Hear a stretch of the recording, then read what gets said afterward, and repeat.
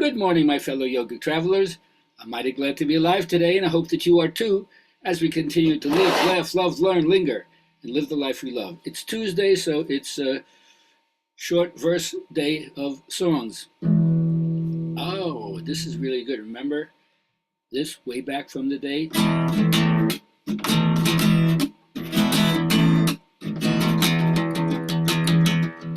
Well, I'm gonna raise a fuss, I'm gonna raise a holler.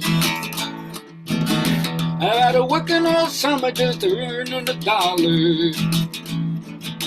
Well, every time I call my baby and try to get a date, my boss says, no, that son, you gotta work a late. Sometimes I wonder what am I gonna do, 'cause there ain't no cure for the summertime blues. One more. Well, I'm gonna take 2 weeks, gonna have a fine vacation. I'm gonna take my problem to the United Nations. Well, I called my congressman and he said, quote, I'd like to help you, son, but you're too young to vote. Sometimes I wonder what am I gonna do, 'cause there ain't no cure for the summertime blues.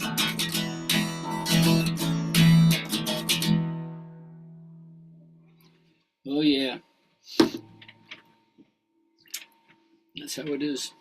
Yeah, my mom and pop told me, you gotta make some money. If I want to take the car, go riding on Sunday. Yeah, well, I didn't go to work. Told the boss I was sick. The parents said, you can't get the car because you didn't work a lick. Anyhow, that's how we are. Hope we're enjoying our day. Mighty glad to be alive today, you know that, and I hope that you are too, as we continue to live, laugh, love, learn, linger, and live the life we love. All right, for all of you out there doing the journaling thing, my question for you is, how has the aging of your grandparents and your parents influenced your understanding about aging? Did they take care of themselves or not take care of themselves? And how did what you learned from them either duplicate or bounce off into a different direction? I'd like to hear what you have to say with that. All right. So I always begin by saying the most authentic thing I think I can share is my experiences in yoga. And so the first thing I would share with you, and remember it's a yoga, it's a metaphor for human excellence, is my teacher first taught me that the body postures, the asanas, are not physical, but have everything to do with the spiritual. And I understood how it struck him that alignment is the most important thing in terms of biomechanics. You have to find how to balance yourself relative to the midline or the center. Whether it's the right and the left side, the top and the bottom, the front and the back, the inside and the outside. How does each one extend from the median plane? And if you find this, then it brings you to precision. And you learn a lot about yourself, even though what it seems to be doing is teaching you about how to exercise. Very, very reductionistic and not what it's like. Now, there's growth on a continual basis, even if you don't see them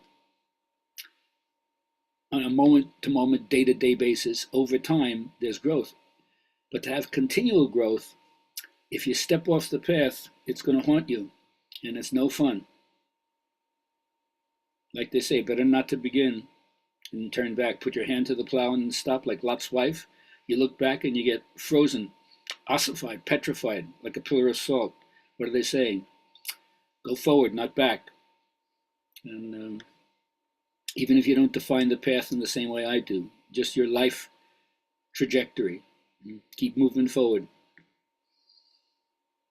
Now, true, there has to be sacrifice. Certain things have to be given up along the way, but only those things you'd be happier without. So if you're honestly trying your very best to live the life, that's going to bring fresh energy to you, and it's going to help you deny power to your own errors and your own limitations. Those are not the ones that you want to take counsel from. You have better advisors inside you. So like a tightrope walk where you have to find your balance, constantly shifting from side to side depending on how things are unfolding in your life. Always remember that positive mental attitude is part of your own desire to lift yourself up, bring the best that you have within you forth. And remember, just as you don't want to be scolded, condemned, shamed, or put down, but instead you'd rather be loved, caressed, accepted.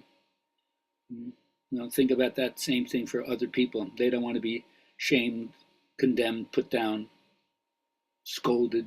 Nobody learns by being scolded. So love them, caress them, appreciate them, soothe them back into connection, just like you want to soothe yourself or want other people to help soothe you back into connection. So for me, all of this ends up with what I call tragic optimism. I say yes to life in spite of it all. I don't think that having moments of meaninglessness is pathological or it's a symptom of depression. It's proof of your humanness.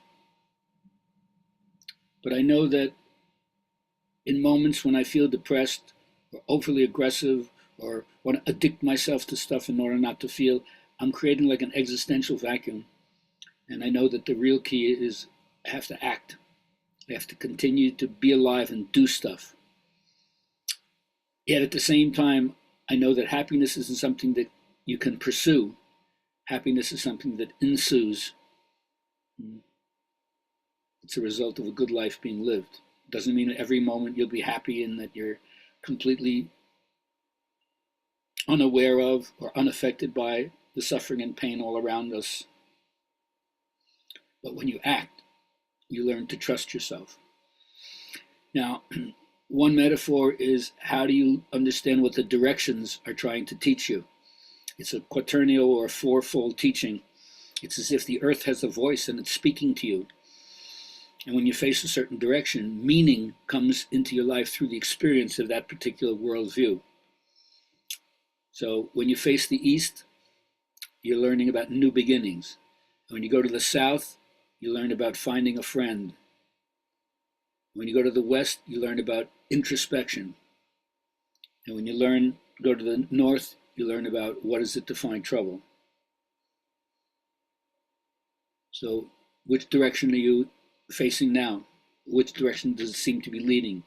Balance means you travel to all four directions and get the benefits of seeing wide and far, seeing up close, seeing within, and then seeing what the ancestors tell you as you face the ultimate end of life issues.